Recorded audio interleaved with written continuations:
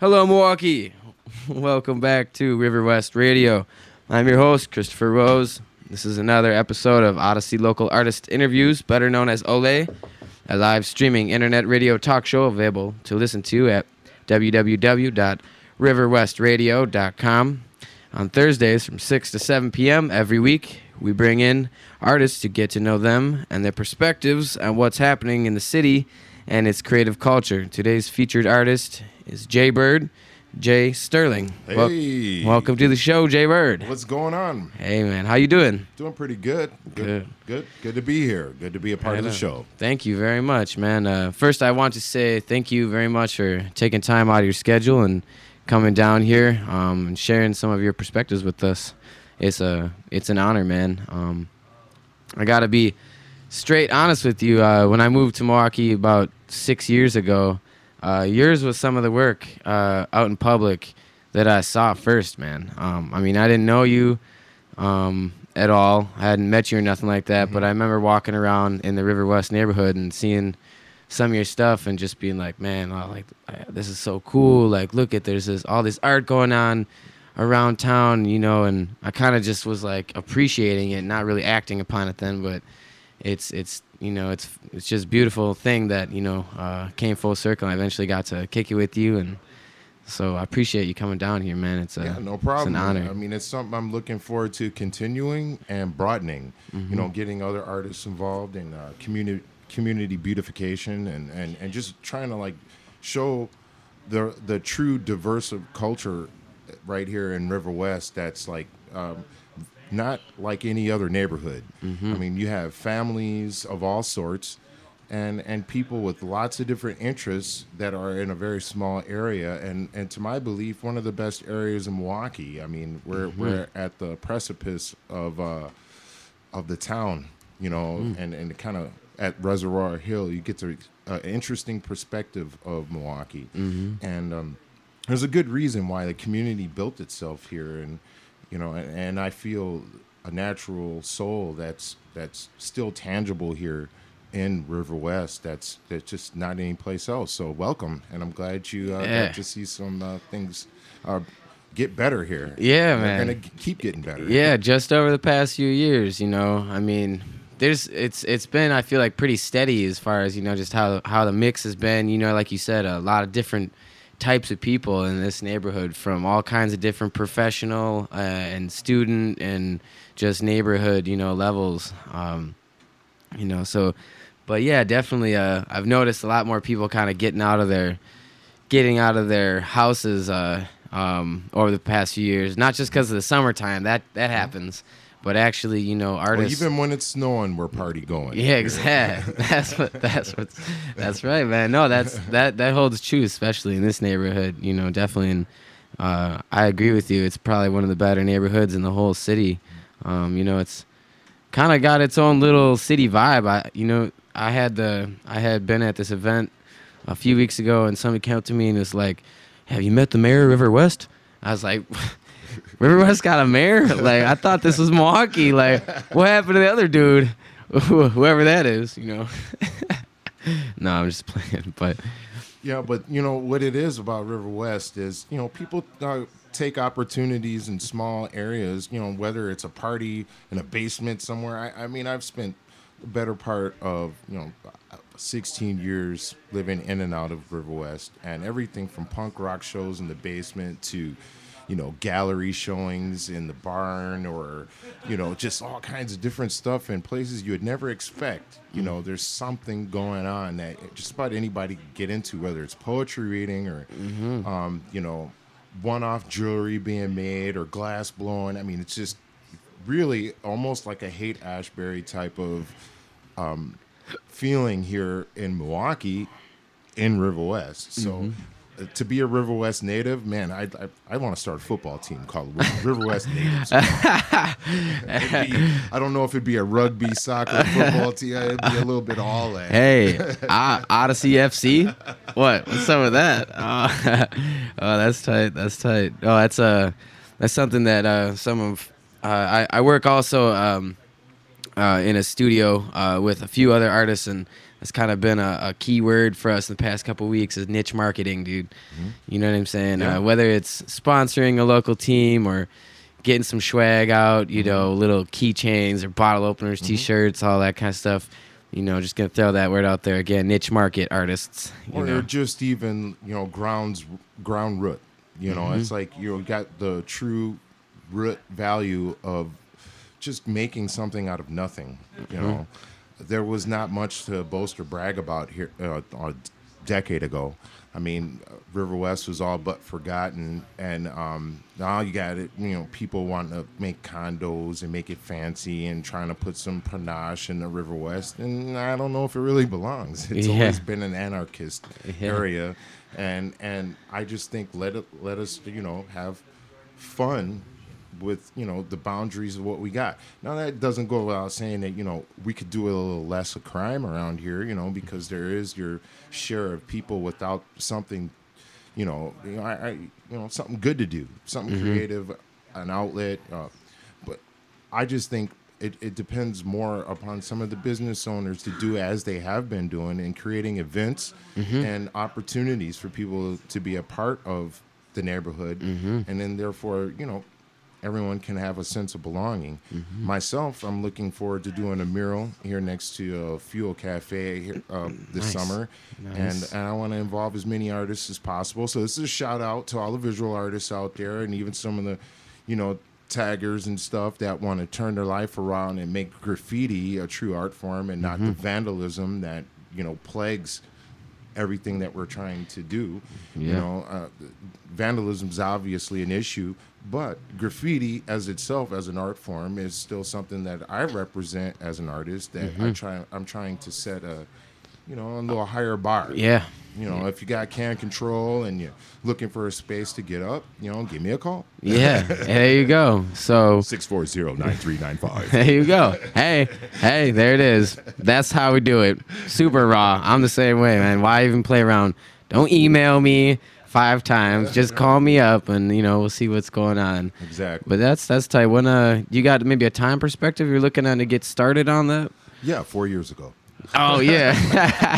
Yeah, man. No, that wall's been blank over there. No, it hasn't been blank. Unfortunately, the owner has been vandalized so many times that he's been fined more than I'm trying to charge him to do the wall. Whoa, so if a business gets tagged on by some people just throwing up some random bombs by the city, the actual business is getting a fine. Yeah, so he's been fined. Wow, I did not know that actually. Many times because of that wall, and there's so many layers of paint, cover-up paint, that we're afraid if we put a mural up, it's just going to fall off the brick. Yeah, right. Hey, that's really interesting though, man. I did not know that's how that works. So.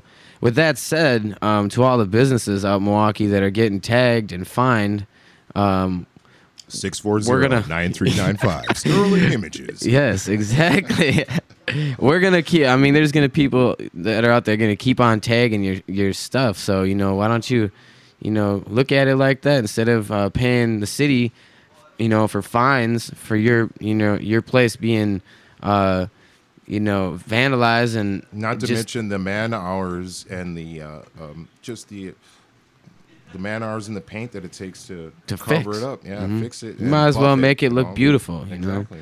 And make something up there that represents, and like I said, when we put artwork up in a building, usually it's not messed with. Look at Sunrise. I did the original artwork on Sunrise. Sunrise Foods over on Locust Street. Yeah, Locust, and a long time ago, and that kind of squashed a lot of troubles that was happening. They liked it so much they invited me back a couple years ago, and I recreated some different images that are still up today. And, untouched. Well, they get touched, but it's hardly noticeable because the other artwork still speaks for itself. But I've had the chance to not only do these local things, but work commercially, and actually step my level of art up a little bit just from saying, okay, well, am I trying to be in a gallery? Or, am I trying to just make T-shirts for the rest of my life, or just kind of do it on the side? Uh-huh. I think it's a little bit of all of that. Any way that you can figure out a way to, like you said, create a niche, and that's something that River West natives are really good at. I mean, just taking something as simple as composting and making a statement out of it, or, it could be just about anything that the community really needs. And for me, I just see as, a visual aspect that, yeah, cleaning up this neighborhood is very important.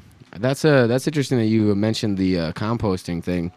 It just kind of makes me think about some of the sort of smaller little lots in the neighborhood here and in other parts of town too. I've noticed that they've over the past couple of years been turning into like community gardens and whatnot. I think that's pretty interesting, and I'd like to see those continue to bloom every year. But one thing, that has been presented to me by a couple people is that we do something else with some of these little lots or sort of parks, throughout the city, are kind of just vacant spaces, which I personally, I grew up out in the country, and so I have a deep appreciation for just natural, just how things are, you know what I mean, and enjoying that. But being in a city with a lot of people around, I think maybe adding a little visual aid to some of those little spaces might be, helpful. So hopefully we can, Well, of course, yeah. There's a lot of those empty areas that are void of, things that people, prospectors are looking to come build buildings or doing, whatever businesses. But when I walk through River West, I see something kind of interesting I don't think a lot of other people see, and that's the alleyways, which somehow, my own imagination, kind of resemble, the thoroughfares of Europe. And just imagine if everyone in River West could open up their backyards and garages to the thoroughfare of the alley and create festivals down an alley stretch, which would incorporate stretches of blocks. Yeah. And if I was the mayor of River West, I'd say they'd be tax-free zones. You could play your music, fix a car, make some food, sell some art, rummage sale, and anyone that owns any other properties here in River West that's adjacent to an alleyway could create a festival walkway throughout the entire River West. And during events like River West 24, and when the whole neighborhood is being active, you could have the neighbors also being active and either selling things that they do from a creative aspect, like I said, is music or pottery or clothing or whatever, or maybe it's just a mechanic or a cook or a grandma that sells cookies, or a kid selling lemonade. Just ways to make money without so much interference from the government that it makes it unbearable to enjoy. Right. No, to need a permit to just sit on the alleyway and say hi to the neighbors. So why not use it? So why not look at those empty spaces, like these long alleys, as potential walkways for... That's nice. And that wouldn't be disrupting traffic or nothing. I think that's a really interesting proposition, for the neighborhood. So just a fantasy, but we'll see. Hey, well, that's where it starts, though. So you've been steady working as an artist strictly for a number of years, or have you been? Yes, not strictly. Okay. I mean, I have done a little bit of everything. I'm a professional roofer.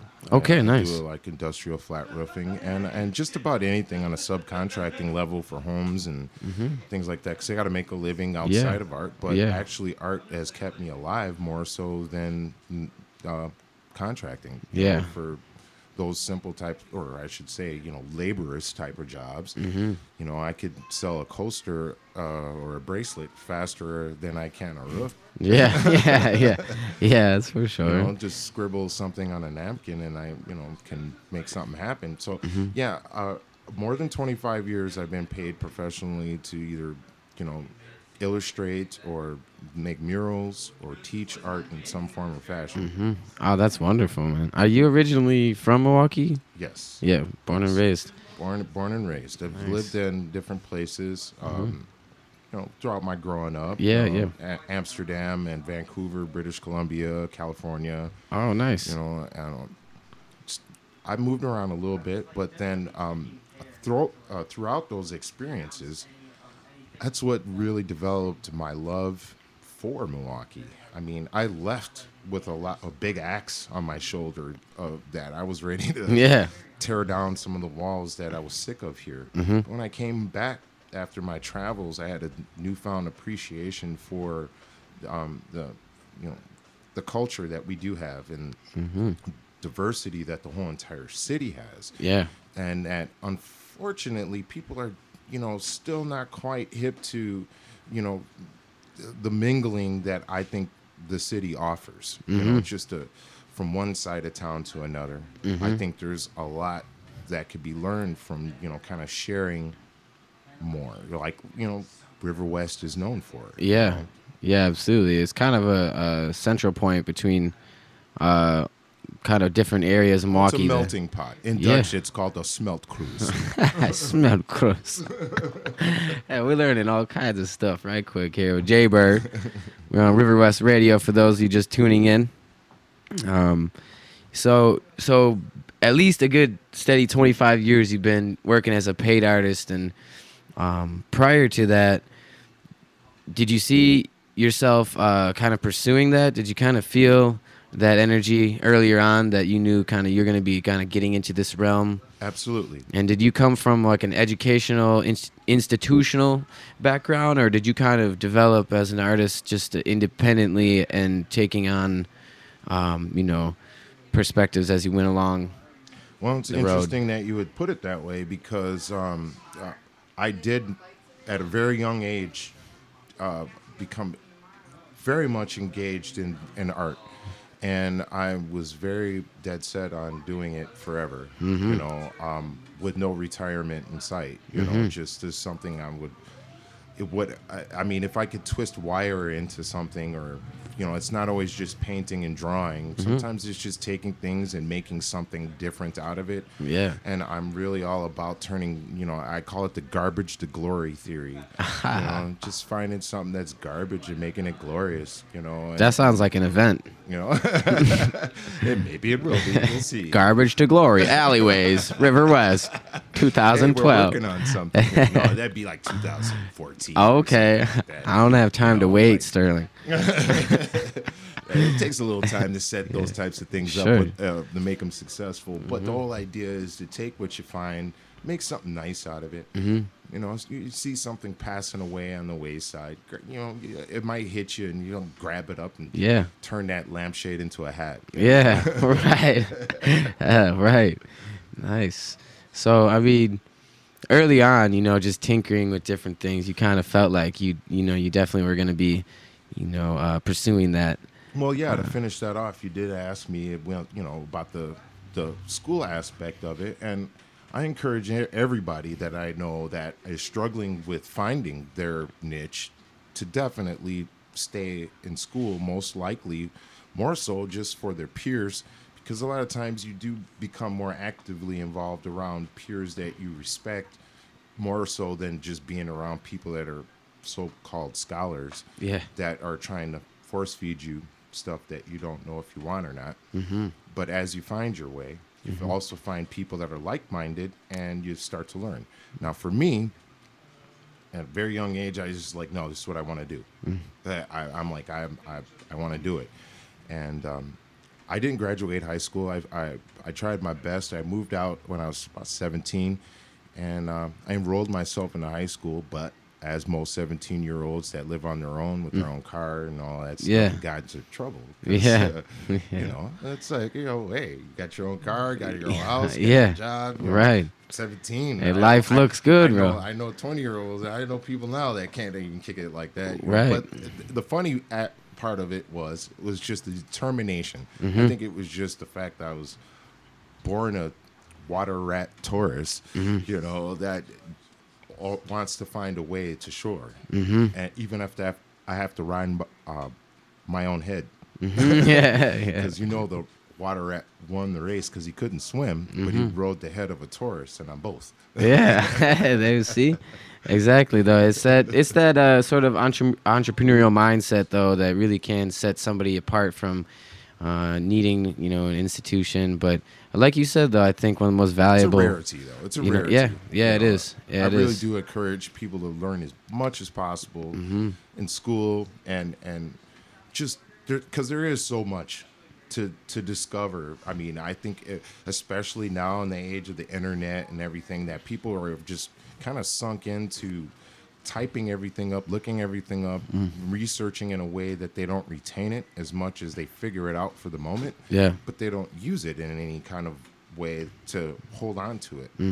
So the best part is when you see a young person really, latch on to something that does mean something very important to them, but then they take that knowledge further and even challenge the scholars that are working with them, and so it's like, if you can find your way, you're doing all right. But if not, you really do need to be in an academic environment. Yeah, because certainly if you're kind of feeling that's, the realm you want to be in, but you're not quite sure. Yeah, man, definitely an institution is a great place to be for the number one reason of, I think, I agree with you that the peers that you're going to run into are going to be the most valuable resources, in general, and whether or not you're an institution or not, I think it's just really good to surround yourself with like-minded people, positive thinkers, and some negative ones too. It's good to have a mix of the two, For sure. But so you've been working independently now for a long time. Have you ever done any collaborations? On large bodies of work, or is most of your stuff kind of solo? Oh no, I take every chance I get. Most jobs that I get, I try to involve others for that very reason, so that they can be a part of that experience and decide if they like it or not.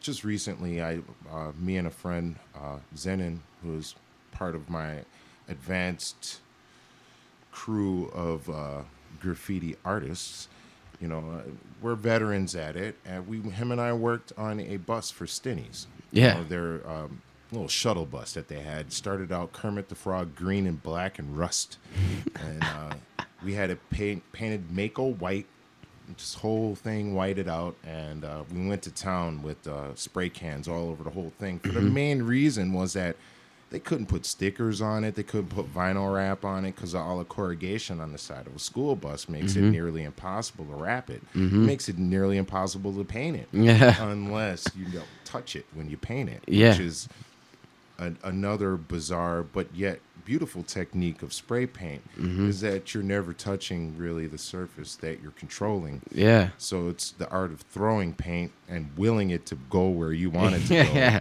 and having some can control. Too. But we got to have some fun with that and really just made an outstanding statement. And we do it all the time. Every time I get a nice job like that, I'm like, hey, I call up my buddies and I hire some kids to shake up cans and help lay stickers or show them how to mask things off and just get them excited about how it works. And once they see how it works, and no, it's not easy, but it's not that hard to learn. Right. Once you learn and practice, everything, take a little practice. A little repetition. There you go.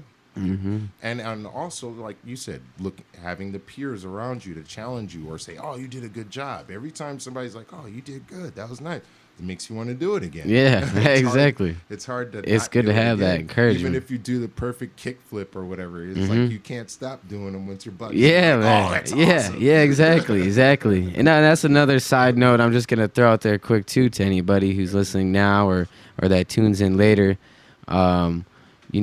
If you're out and about, whether or not you're an artist or you're a supporter of artists or a friend or family member of one, and you see something you like, to just take 2 seconds and say something, because that really does make a big difference, for a lot of artists that I've met who are more introverted, and I think we all can be, at certain times we need those little simple comments. It's a simple thank yous and looks good that tells us, okay, because regardless of what any artist says, you're making work because you want somebody to see it, Yeah. and you want somebody to say something, and it really helps. So, I mean, if you're out there, in the galleries or just, out and about an event or something, you know, just say something to people. You know, I think that's really a really nice thing. One thing I wanted to ask you about, you know, you said you got that bus job. Was that did you guys do that outside? Yeah. Or was it like an inside? Okay, It was so outside. a lot of most graffiti works are going to be outdoors. And so for that matter of fact, there's going to be a lot of different things that can, you know, play into the, you know, production of it. What are some challenges that you see as a graffiti artist? I know you do other mediums as well, but with the graffiti, what have been some challenges from early on, and, you know, whether it's independent work or commercial work that you kind of run into? Well, the cold. Cold can be one of them. You know, I remember working with a friend, and we had, you know, hundreds of cans by a heater just to keep them from, you know, being so cold they didn't freeze our fingertips off, or we couldn't feel the can anymore. And I've also painted a whole summer long where I, you know, had carpal tunnel like syndromes to my grip because the people don't realize just squeezing the trigger on that can get tiresome. Yeah. After, you know, nonstop hours of doing it. And being an artist like myself, I can't even hardly sit myself down because I want to keep going. Yeah. I want to keep going. And if I'm working on a big project or doing a tattoo shop or something like that, you know, or a club, and it's a huge wall, and I got my peers, like you said, I'll get my guys active on it. We're hanging out and having fun, you know, and we're having a good time. It's hard to stop. Yeah. It's hard to tell yourself, oh, put the can down and just relax for a minute. Yeah. I might relax for a second, try to smoke a cigarette, and I Yeah. get like a quarter away through my smoke, and I'm putting it out, Go and back. I'm back at the wall. Yeah. It's like I just can't keep myself from it. And the only thing that stopped me was actually losing my grip. Yeah. Yeah. blowing it out. So I mean, that was a challenge, just to, I guess, pace yourself. Yeah. I mean, even something like graffiti has its limitations. Absolutely. How much does things like, you know, obviously it has an effect, but do you find like things like the wind and rain, how do those things, for people who are not familiar, you know, what do you got to do to kind of work around those things? We call it wait for it. Wait for it. Wait for it. Yeah. Yeah, the wind gusts will come. It's like a wave coming in. Exactly. You know? And you just, it's exactly like surfing. Because you're surfing, it's exactly like that. Because a really good graffiti artist is honed into the spot he wants to hit. He'll practice stroke it. Practice and sweep across the wall and invisibly draw the line. All of a sudden you feel a gust of wind come, you take a step back like a golfer, wait for it, and all of a sudden you feel it go, and then you go real fast. Yeah. Yeah. That's tight. That's cool. That's cool. So I mean, patience is a part of the process. Yeah. Revisiting stuff. You know, it's like you said, you know, just when you sometimes you're just going at it. It can be it's a beautiful thing to do that, because one thing about graffiti that's different too than other pieces is that live in the moment feeling that you don't get if you're just sitting in your studio on a canvas, which also you can certainly get in the zone, but there's something about that, I think, that's a little bit, you know, a little bit different, you know. You saw a piece of that at Lydia's when we did the bus there. That was fun. Yeah. And thank you again for coming down and doing that. Yeah, there was a full-on school bus throwdown. We had about, I feel like four steady artists all rocking on one bus. 4 or 5 kids. I think five. You know, at least 5 guys. And that was really tight. Like for me, I mean, that was, granted, like one of all you guys artists probably could have covered that whole thing if you had wanted to, but it was cool to see these different techniques and angles coming down. You had one dude, you know, that started off just with a brush, and then, you know, next thing you know, you see some crossover, you know what I mean, with the spray and the brush happening that normally wouldn't have, and the end result looked really quite amazing. And so that bus is still around, and we're gonna be utilizing it over the summer here for, you know, different events. Actually, the owner of that bus was on this show, you know, several weeks ago, talking to us about Sydney High, a building downtown. Have you ever been down to Sydney High before? I know that was kind of, I mean, or, you know what I mean? Like in the Well, I recent, know you're new to this town. yeah, yeah.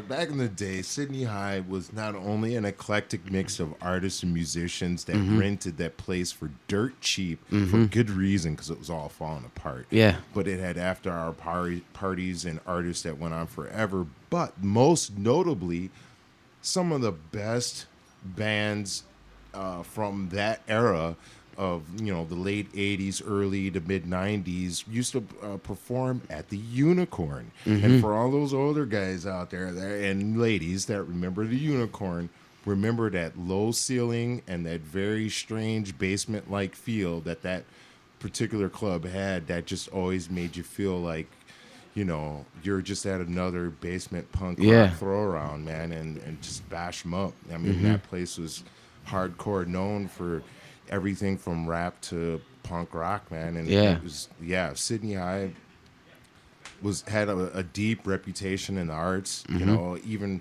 on the surface it did, with Betty Bead's shop, that beads that were sold later on. But I have other artist friends that are older than me and been around some years that were actually a part of the beginning of the Sydney High development, and it was always a creative, artistic hub. And for whatever reason, I wish it would remain that. Yeah. It's something that, I mean, actually, it was grimy. It was all kinds of these weird words that you would use to just think of hard intellectual work, on a creative side. Yeah. So always expect to see somebody walking out with ripped, painted pants or, mohawks and jewelry and pierced or tattoos. I mean, and that vibe just kind of got sponged away from downtown for a reason. Yeah. So the gentrification of downtown is a huge, it's a huge thing to me because downtown is just always had a problem being, active or vibrant at a late night or during weekends. When I was younger, it used to be a ghost town. Like you could go downtown and nobody be out there but skateboarders and taggers. There would be not a soul in sight anywhere. But just recently, it's become more, things to do and things going on. But specifically, Sydney High was more of that River West vibe in a building. In a building. A big old warehouse downtown. How do we get on that? Well, I'm glad actually we touched on it, though. I was just referring to a guy whose bus he painted on. His name is Noah Skaransky, and he was on the show before, and he allowed us to paint on his bus. And he's been, very, very active recently because they have plans to demolish the place this month. I'm actually surprised they haven't yet. Who wouldn't consider it a historic landmark? I don't know. Yeah. I don't know why it's not, why it matters, why they can't actually figure out, well, hey, this place is historic. Yeah. You cannot tear this. Right. I mean, it's part of our history that, is not important to them, obviously. Yeah. I mean, all they want to do is put a parking structure or a condo or something that is going to cost more money to either maintain or just to construct even too. I mean, just the construction or just even the people. Why not continue to attract the creators that make a unique city like Milwaukee? Yeah, and have a place for them to go. Why not just make it in a historic hostel for artists? That sounds nice. I like that sound. That Jay sounds Bird real from nice. Herod. Man, straight up. You got my vote on the first vote. I'm gonna buy ballads. No, it would just be awesome because it would just give a place. I was like, I mean, all these guys jumping off trains and stuff like that and coming down into the city and playing their guitars, and busking for money, showing off their talents. I mean, people, for some reason, have this wrong conception that these people are, they're vagrants, they're criminals, they're this, they're that. They're just people. And we're talking creative individuals, and myself, just obviously being a visual artist, I'm not just a visual artist. I'm a musician as well. Oh yeah. And I love to create music with anybody. I mean, jam time is jam time. You know, Yeah. give me a campfire and a drum, and I'm cool. All right. So You know? percussion, is that your kind of preference, or? Well, that's how I keep from my hand cramping up when I'm painting too Oh, much. yeah, absolutely. I'll loosen it out, work out some other muscles, different joints. Right, you got to reverse it sometimes. you Yeah, know? no doubt, no doubt. So you just kind of jam on the side. Have you ever been in a band, or is that always just been kind of like a, you know? I've had my opportunities to tour and go do things with bands, and some were famous and others not. And some are so old that I don't want to mention. You know, it's like, come on, and people are like, I don't know who he's talking about. That was a long time ago. I don't think anybody that old's listening, so it doesn't really matter. But yeah, no, I've had my experiences on both sides, on the stage and off the stage. And I actually started my musical introduction into learning by being an engineer. Like, I learned music backwards. You know, I learned how it was made before I learned how to make it myself. No, that's interesting. Though, is that something you kind of self-taught yourself, or is that Everything's self-taught. It's all off of desire and passion. You know, otherwise you ain't gonna learn nothing. Absolutely. And so I got to ask all the right questions. And I think persistence is how people actually graduate from being a novice to a professional, you know, in any field that they're in. You got to be persistent. You got to find a reason to overcome losing. You know? Absolutely. So, amidst the graphic work and the some music that you dabble into, you also paint as well, brush paint. Oh, for sure. I mean, I paint houses. I was a house finisher for exterior, interior. You know, doing the moldings, doing the walls, and making sure there's not a pinhole in anything. Yeah. You know, I mean, Super precision work. Well, it's just the attention to detail. Yeah. It's not like I'm more precise. It's just that I'm willing to take the time to fix small details because of maybe the artistic perspective that I present. And so I don't know, about 12 years ago, I sent in for my 501c3 at Madison for a nonprofit organization for all-terrain artisans. I wanted all-terrain artisans to represent a group of artists or craftsmen that were multi-talented and had skills in other areas besides just playing a guitar or pushing a brush. Maybe they did it all. They swung a hammer, or they're welders, or they're mechanics, but they have an eye for the detail, which makes them a little different. Or maybe, you know, who knows what all their different skill sets are. But my idea was to create a guild that of people that had different skill sets and talents that you could choose from to hire to do your roof, to paint your house, or to put the street in, instead of always hiring people from out of state to work on our streets. Yeah, right, man. That's a hire good. some of the musicians and artisans that live here to make it happen. Exactly. More self-sustainable you know, and that's where it's at, you know. And this neighborhood, River West, is a a foundation for that mentality, I think, too. You know, so it's really good area to spend some time in.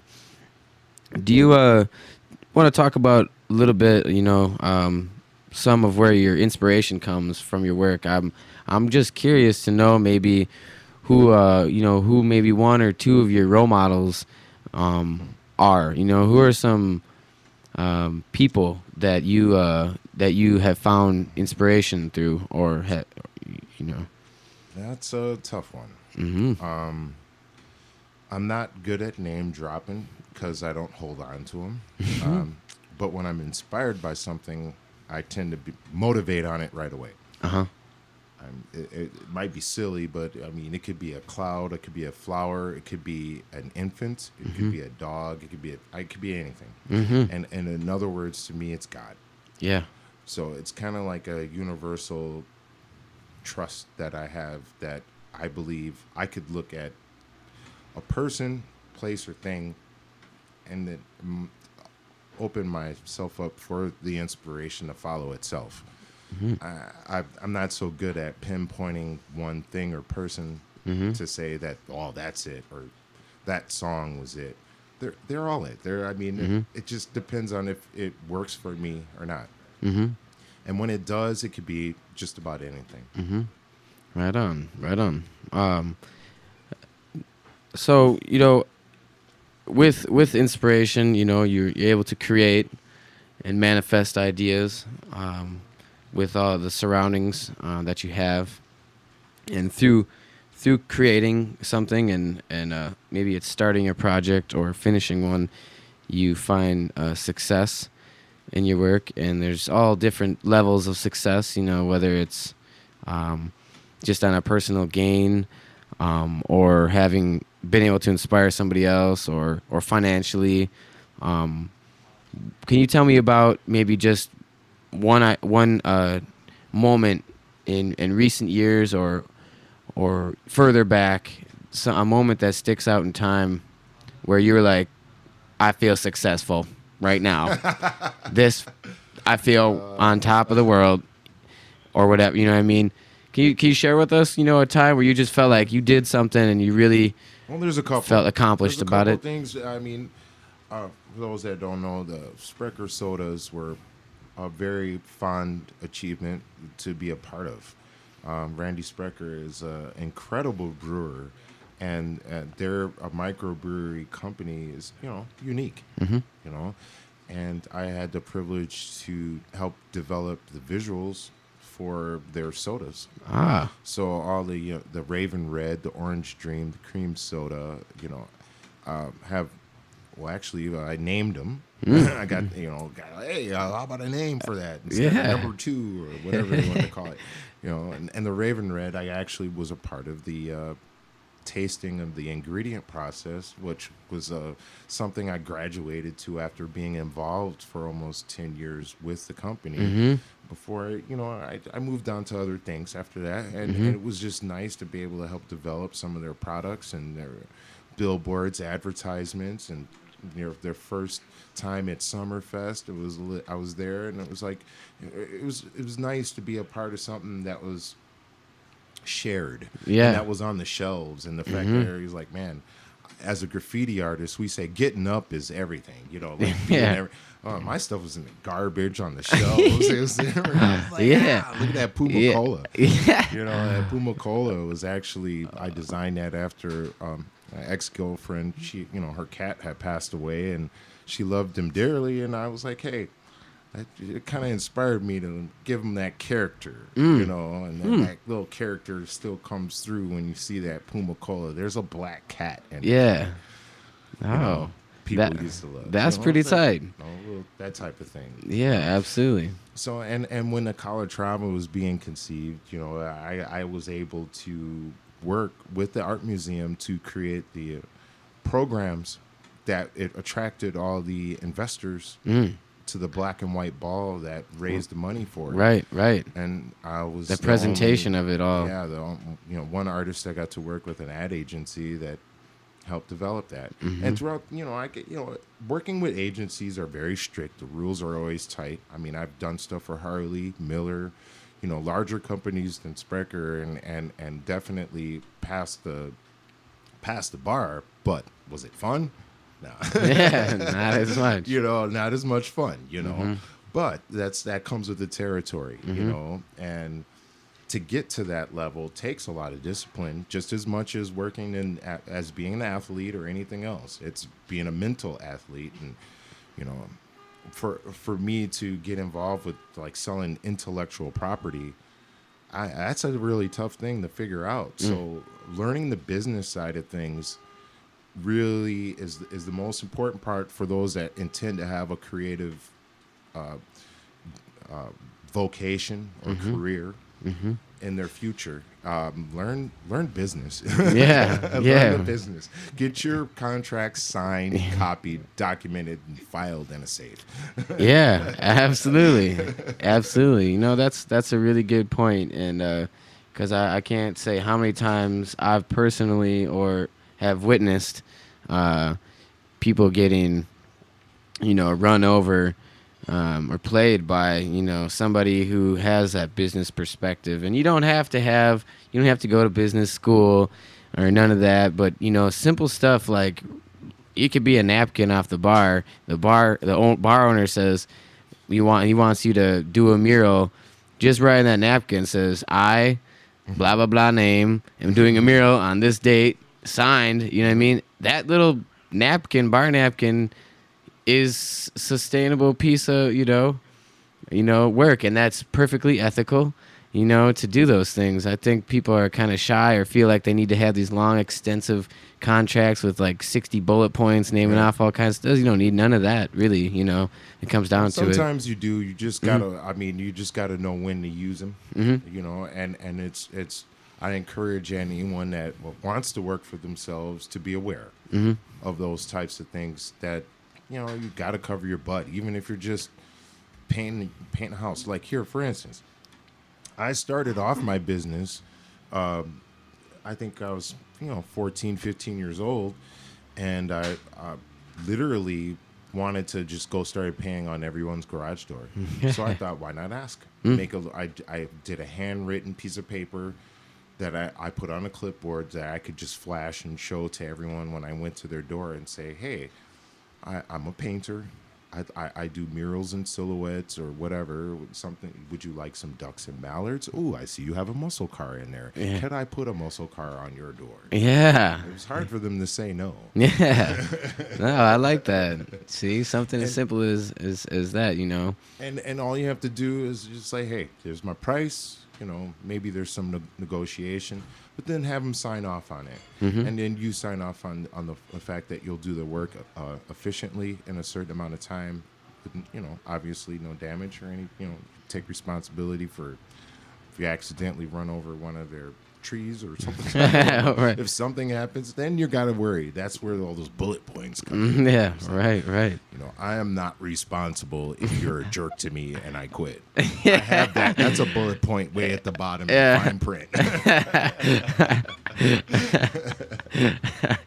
And then I keep the money and I'm out of here. I keep the money and I'm out of here. You finish that's one the of job. Those. Yeah, that's one of those bullet points you got if you want to, not get jerked around while you're doing the best job you can.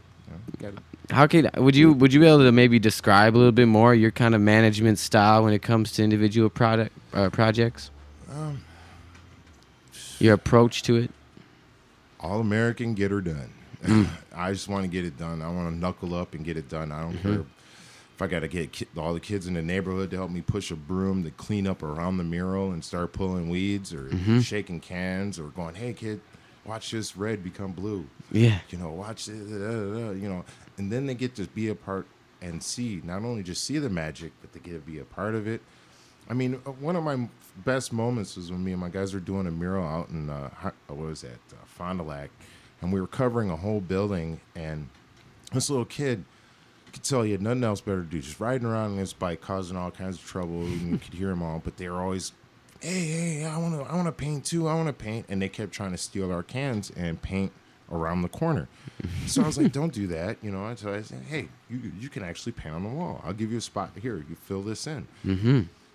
And one thing led to another, and I was like, well, hey, you come back tomorrow, you help us, you shake hands, and like I said, push the broom and pull the weeds next to the wall.